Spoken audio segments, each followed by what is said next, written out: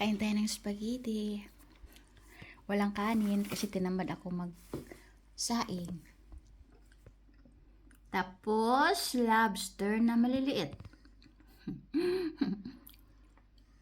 Yan, pinakuluan. At saka ginisa.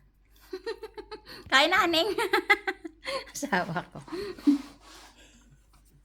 Yan, sarap ng spaghetti, lalo na pag libre. Bigay lang to sa akin, kaya yon. Ang sarap pagbigay. Kalibre ka na, di ba? Yan, kaya kain tayo ng marami.